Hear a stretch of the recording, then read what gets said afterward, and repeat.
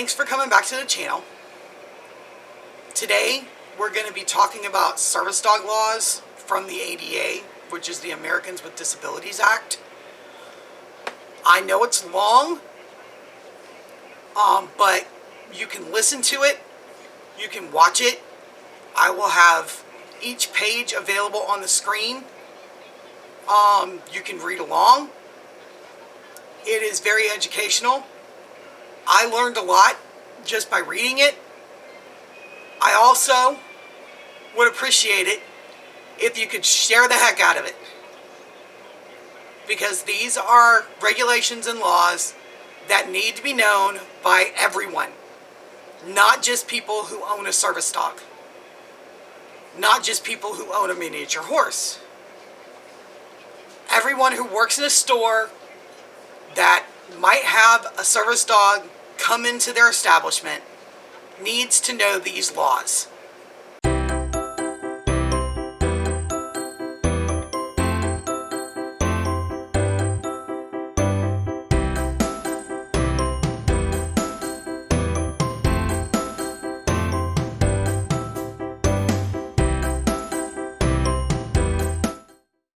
You may hear a child playing in the background. You may hear a dog barking in the background. You may see things. I apologize in advance. Welcome to my home. Welcome to my home. Now, the first thing we're going to talk about is the Title II Regulations Supplement, current as of October 11th, 2016. Service animal means any dog that is individually trained to do work or perform tasks for the benefit of an individual with a disability, including a physical, sensory, psychiatric, intellectual, or other mental disability. Other species of animal, whether wild or domestic, trained or untrained, are not service animals for the purposes of this definition. The work or tasks performed by a service animal must be directly related to the individual's disability. Examples of work or tasks include, but are not limited to, assisting individuals who are blind or have low vision with navigation and other tasks, alerting individuals who are deaf or hard of hearing to the presence of people or sounds, providing non-violent protection or rescue work, pulling a wheelchair, assisting an individual during a seizure, alerting individuals to the presence of allergens, retrieving items such as medicine or telephone, providing physical support and assistance with balance and stability to individuals with mobility disabilities, and helping persons with psychiatric and neurological disabilities by preventing or interrupting impulsive or destructive behaviors. The crime deterrent affects an animal's presence, and the provision of emotional support, well-being, comfort, or companionship do not constitute work or tasks for the purposes of this definition. That is the only statement involving service animals in the ADA Title II. What is the difference between a service animal and an emotional support animal? Well, here's the information for you. A service animal can be a dog or a miniature horse. No other animal can be an official service animal in the U.S. Service animals have to be specially trained for people with disabilities. Service dogs are protected under the ADA. They are allowed to accompany their owners into public facilities, stadiums, anything that isn't pet friendly where the general public is allowed to go. Service dogs are allowed to go. There is no formal registry for service dogs in the United States. Staffers in public buildings, grocery stores, stadiums can ask 2 questions to the handler of a service dog. Is the animal required because of a disability? And what task does this animal perform to help mitigate your disability? Now, an emotional support animal, on the other hand, can be any animal you want it to be, from a cat to a snake. Emotional support animals do exactly what they say. They provide comfort for their owners. They are protected under the Fair Housing Act, but they are not protected under the ADA, and they are not allowed to accompany their owners like a service dog is. They're not allowed in public facilities that are not pet friendly. Someone who has an emotional support animal also needs documentation from a medical physician or a psychiatrist. And a housing provider can't ask for medical record proof from applicants or tenants. Title III Regulation Supplement, current as of January 17th, 2017. This is the non-discrimination on the basis of disability by public accommodations and commercial facilities. First off, it gives the exact same definition of service animals as Title II does, but there's more information in Title III. Generally, a public accommodation shall modify policies, practices, or procedures to permit the use of a service animal by an individual with a disability. Exceptions. A public accommodation may ask an individual with a disability to remove a service animal from the premises if the animal is out of control and the animal's handler does not take effective action to control it, or the animal is not housebroken. If an animal is properly excluded. If a public accommodation properly excludes a service animal under 36302, it shall give the individual with a disability the opportunity to obtain goods, services, and accommodations without having the service animal on the premises. Animal under handler's control. A service animal shall be under the control of its handler.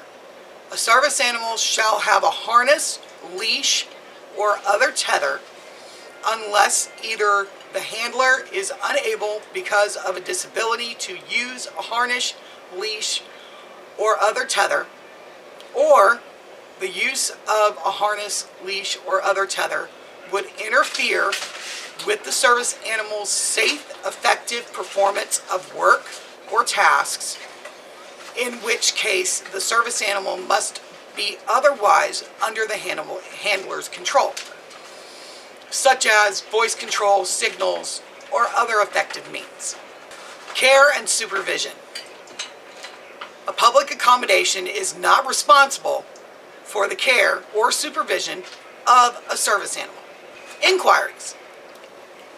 A public accommodation shall not ask about the nature or extent of a person's disability, but may make 2 inquiries to determine whether an animal qualifies as a service animal. A public accommodation may ask if the animal is required because of a disability and what work or task the animal has been trained to perform. A public accommodation shall not require documentation such as proof that the animal has been certified, trained, or licensed as a service animal. Generally, a public accommodation may not make these inquiries about a service animal when it is readily apparent that the animal is trained to do work or perform tasks for an individual with a disability, such as a dog is observed guiding an individual who is blind or has low vision, pulling a person's wheelchair, or providing assistance with stability or balance to an individual with an observable mobility disability. Access to areas of public accommodation. Individuals with disabilities shall be permitted to be accompanied by their service animals in all areas of a place of public accommodation where members of the public, program participants, clients, customers, patrons, or invitees, as relevant, are allowed to go. I apologize for the interruption here, but I needed to make sure that I interjected this little piece of information.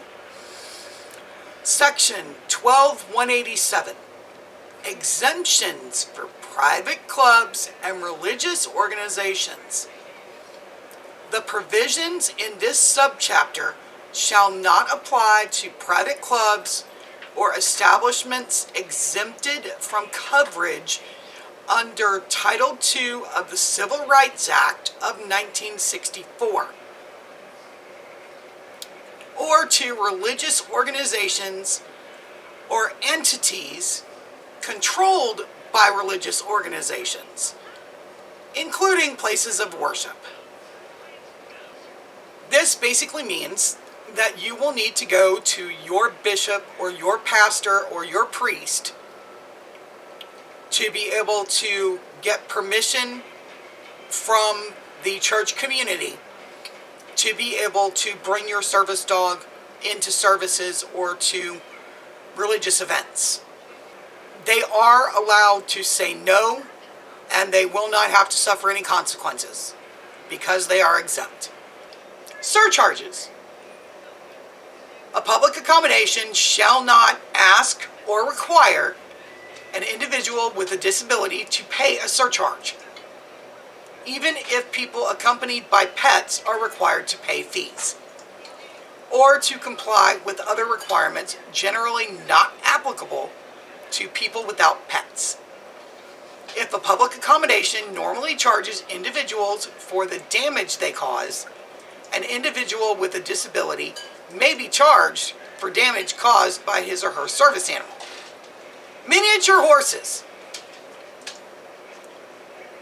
A public accommodation shall make reasonable modifications in policies, practices, or procedures to permit the use of a miniature horse by an individual with a disability if the miniature horse has been individually trained to do work or perform tasks for the benefit of the individual with a disability.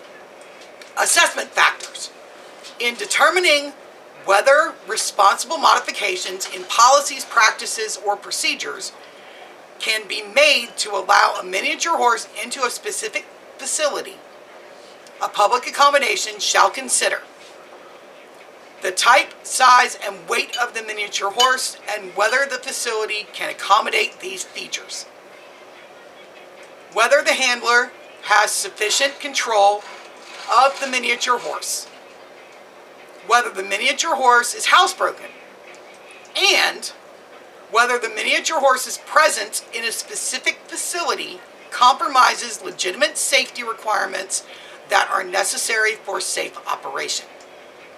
Other requirements. Sections 302C3 through C8, which apply to service animals, shall also apply to miniature horses.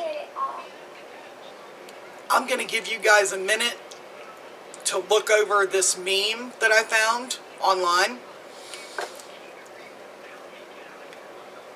But as you can see, the only animals that have coverage under the Americans with Disabilities Act are service dogs. You cannot pass off an emotional support animal as a service dog. They have to be task trained. They can't just provide comfort or emotional support. Therapy dogs are allowed in public places if they have been invited to provide a service. For instance, a hospital or a school after a traumatic event or things of that nature. Service dogs are the only animal permitted in public places that are not pet friendly and are covered under the ADA. Now we have come to our lovely frequently asked questions about service animals in the ADA. What is a service animal? Under the ADA, a service animal is defined as a dog that has been individually trained to do work or perform tasks for an individual with a disability. The task performed by the dog must be directly related to the person's disability. What does do work or perform task mean? The dog must be trained to take specific action when needed to assist the person with a disability. For example, a person with diabetes may have a dog that is trained to alert him when his blood sugar reaches high or low levels. A person with depression may have a dog that is trained to remind her to take her medication. Or a person who has epilepsy may have a dog that is trained to detect the onset of a seizure and then help the person remain safe during the seizure. Are emotional support, therapy, comfort, or companion animals considered service animals under the ADA? No. You can read the rest of that if you would like. I have already covered this once. If someone's dog calms them when having an anxiety attack, does this qualify as a service animal? It depends. The ADA does make a distinction between psychiatric service animals and emotional support animals. If the dog has been trained to sense the anxiety attack is about to happen and to take specific action to help avoid the attack or lessen the impact, that would qualify as a service animal. However, if the dog's mere presence provides comfort, that would not be considered a service animal under the ADA. Does the ADA require service animals to be professionally trained? No. People with disabilities have the right to train the dog themselves and are not required to use a professional service dog training program or a professional trainer. Are service animals in training considered service animals under the ADA? No, they are not. The dog must be already trained before it can be taken into public places. However, some state and local laws cover animals that are still in training. For this, I would recommend starting public access work in pet-friendly locations. General rules. What questions can a covered entity's employees ask to determine if a dog is a service animal?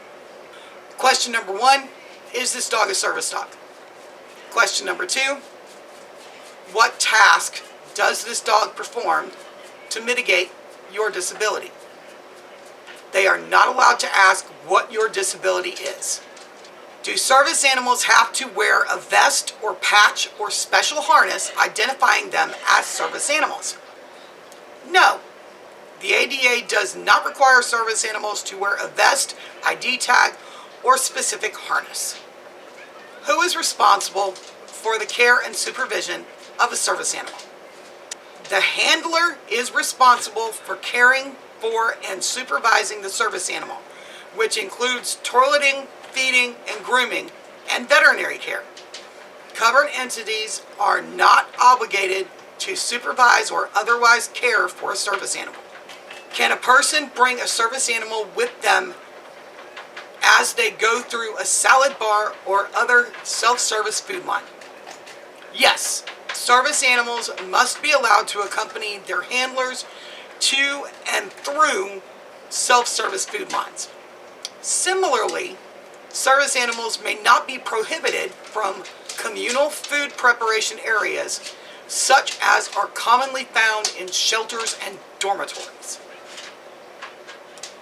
Can hotels assign designated rooms for guests with service animals out of consideration for other guests?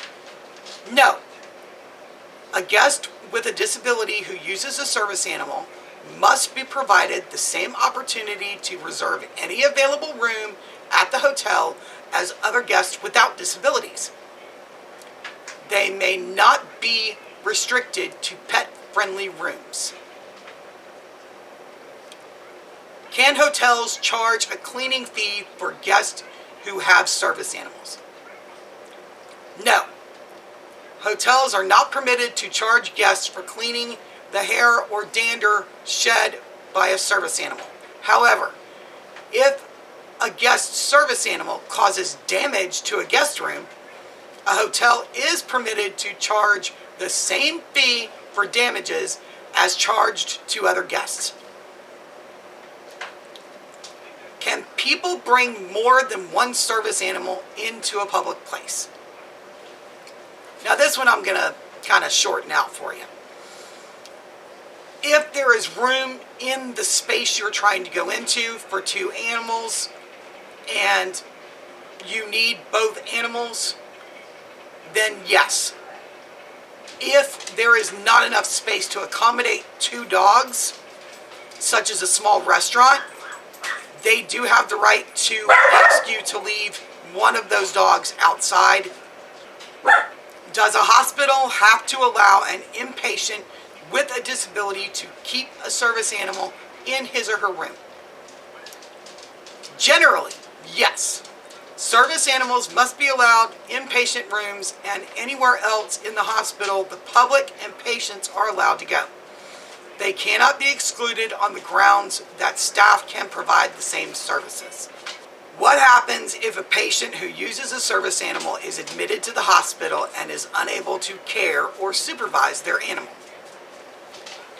If the patient is not able to care for the service animal, the patient can make arrangements for a family member or friend to come to the hospital to provide these services, as it is always preferable that the service animal and its handler not be separated, or to keep the dog during the hospitalization. If the patient is unable to care for the dog and is unable to arrange for someone else to care for the dog, the hospital may place the dog in a boarding facility until the patient is released, or make other appropriate arrangements. However, the hospital must give the patient opportunity to make arrangements for the dog's care before taking such steps. Must a service animal be allowed to ride in an ambulance with a handler? Generally, yes. However, if the space in the ambulance is crowded and the dog's presence would interfere with the emergency medical staff's ability to treat the patient, staff should make other arrangements to have the dog transported to the hospital. Certification and registration. Does the ADA require that service animals be certified as service animals? No. Covered entities may not require documentation such as proof that the animal has been certified, trained, or licensed as a service animal as a condition of entry. There are individuals and organizations that sell service animal certification or registration documents online. These documents do not convey any rights under the ADA, and the Department of Justice does not recognize them as proof that a dog is a service animal. I apologize. We are taking another intermission here because I wanted to let you guys know that if you just generally Google service dog registration on the internet, you will come up with about 20,000 sites where all they want to do is take your money and give you a little ID card that is not required by law. Some of these sites charge up to $200 to give you a vest and an ID card. that you don't actually need. Remember, there is no registration or certification for service dogs in the United States. Back to your regularly scheduled program. My city requires all dogs to be vaccinated. Does this apply to service animals? Yes, individuals who have service animals are not exempt from local animal control or public health requirements. My city requires all dogs to be registered and licensed. Does this apply to my service dog? Yes, service animals are subject to local dog licensing and registration requirements. My city requires me to register my dog as a service animal. Is this legal under the ADA? No. Mandatory registration of service animals is not permissible under the ADA. However, as stated above, service animals are subject to the same licensing and vaccination rules that are applied to all dogs. My city college offers a voluntary registry program for people with disabilities who use service animals and provides a special tag identifying the dogs as service animals. Is this legal under the ADA? Yes. Colleges and other entities such as local governments may offer voluntary registries. Many communities maintain a voluntary registry that serves a public purpose. For example, to ensure that emergency staff know to look for service animals during an emergency evacuation process. Some offer a benefit, such as a reduced dog license fee, for individuals who register their service animals. Registries for purposes like this are permitted under the ADA. An entity may not, however, require that a dog be registered as a service animal as a condition of being permitted into public places. This would be a violation of the ADA. Breeds. Can service animals be any breed of dog? Yes, the ADA does not restrict the type of dog breeds that can be service animals. Can individuals with disabilities be refused access to a facility based solely on the breed of their service animal? No. A service animal may not be excluded based on assumptions or stereotypes about the animal's breed or how the animal might behave. However, if a particular service animal behaves in a way that poses a direct threat to the health or safety of others, has a history of such behavior, or is not under the control of the handler, that animal may be excluded. If an animal is excluded for such reasons, staff must still offer their goods or services to the person without the animal present. If a municipality has an ordinance that bans certain dog breeds, does the ban apply to service animals? No. Municipalities that prohibit specific breeds of dogs must make an exception for a service animal of a prohibited breed, unless the dog poses a direct threat to the health or safety of others. Under the direct threat provisions of the ADA, local jurisdictions need to determine on a case-by-case basis whether a particular service animal can be excluded based on that particular animal's actual behavior or history. But they may not exclude a service animal because of fears or generalizations about how an animal or breed might behave. It is important to note that breed restrictions differ significantly from jurisdiction to jurisdiction. In fact, some jurisdictions have no breed restrictions. Exclusion of service animals. When can service animals be excluded? The ADA does not require covered entities to modify policies, practices, or procedures if it would fundamentally alter the nature of the goods, services, programs, or activities provided to the public, nor does it overhaul legitimate safety requirements. If admitting service animals would fundamentally alter the nature of a service or program, service animals may be prohibited.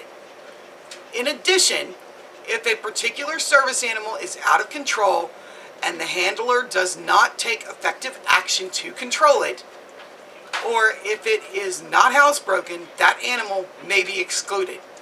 When might a service dog's presence fundamentally alter the nature of a service or program provided to the public?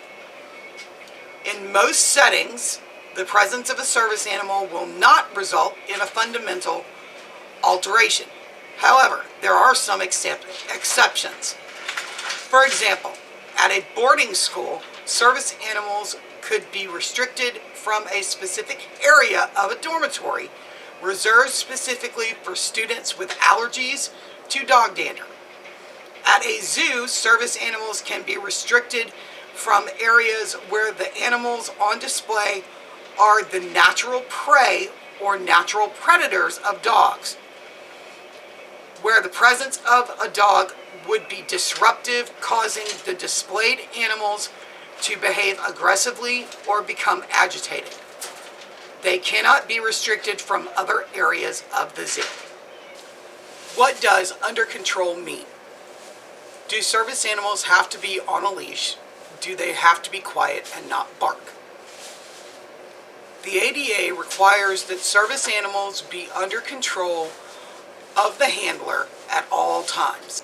In most instances, the handler will be the individual with a disability or a third party who accompanies the individual with a disability. In the school, K through 12, context, and in similar settings, the school or similar entity may need to provide some assistance to enable a particular student to handle his or her service animal. The service animal must be harnessed, leashed, or tethered while in public places unless these devices interfere with the service animal's work or the person's disability prevents use of these devices. In that case, the person must use voice, signal, or other effective means to maintain control of the animal. For example, a person who uses a wheelchair may use a long retractable leash to allow her service animal to pick up or retrieve items. She may not allow the dog to wander away from her and must maintain control of the dog, even if it is retrieving an item at a distance from her. Or a returning veteran who has PTSD and has great difficulty entering unfamiliar spaces may have a dog that is trained to enter a space, check to see that no threats are there, and come back and signal that it is safe to enter. The dog must be off leash to do this job, but it may be leashed at other times. Under control also means that a service animal should not be allowed to bark repeatedly in a lecture hall, theater, library, or other quiet place. However, if a dog barks just once or barks because someone has provoked it, this would not mean that the dog is out of control. What can my staff do when a service animal is being disruptive? If a service animal is out of control and the handler does not take effective action to control it, staff may request that the animal be removed from the premises. Are hotel guests allowed to leave their service animals in their hotel rooms when they leave the hotel? No, the dog must be under the handler's control at all times. What happens if a person thinks a covered entity's staff has discriminated against him or her? Individuals who believe they have been illegally denied access or service because they use service animals may file a complaint with the U.S. Department of Justice. Individuals also have the right to file a private lawsuit in federal court charging the entity with discrimination under the ADA. Miscellaneous. Are stores required to allow service animals to be placed in a shopping cart?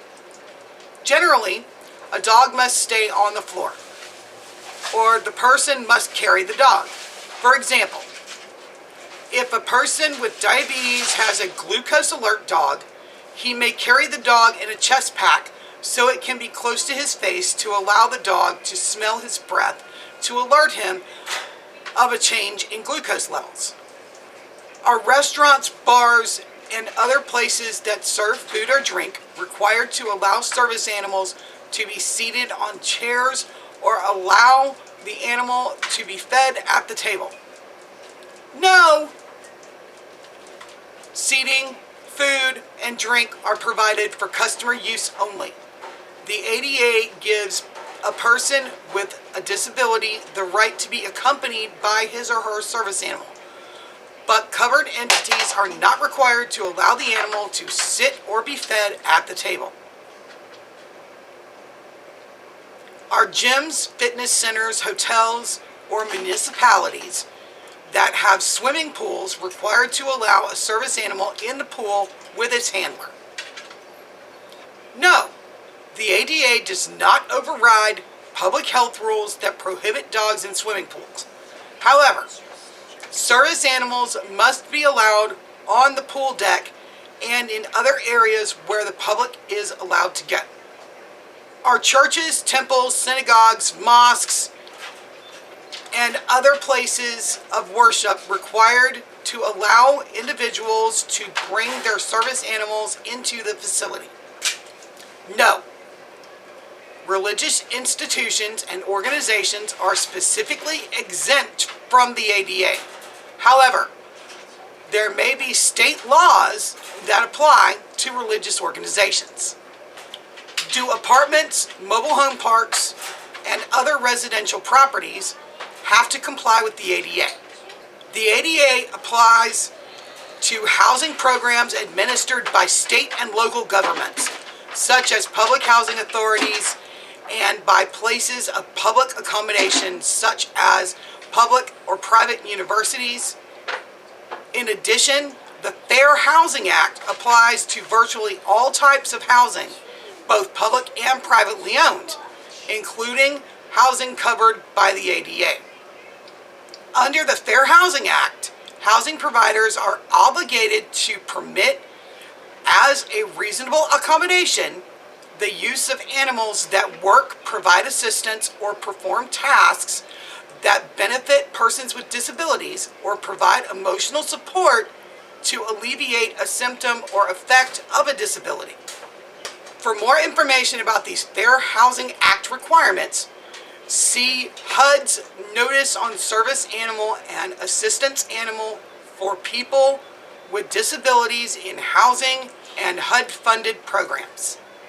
Do federal agencies, such as the U.S. Department of Veterans Affairs, have to comply with the ADA? No. Section 504 of the Rehabilitation Act of 1973 is a federal law that protects the rights of people with disabilities to participate in federal programs and services. For information or to file a complaint, contact the agency's Equal Opportunity Office. Do commercial airlines have to comply with the ADA?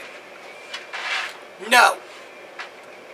The Air Carrier Access Act is the federal law that protects the rights of people with disabilities in air travel. For information or to file a complaint, contact the U.S. Department of Transportation Aviation Consumer Protection Division at 202-366-2220. If you made it to the end of the video, thank you very much. If you liked this video and you thought it was educational and informative, please click a like button And please subscribe to the channel and ring the bell so that you can get notifications when I put new videos up. Thank you for watching.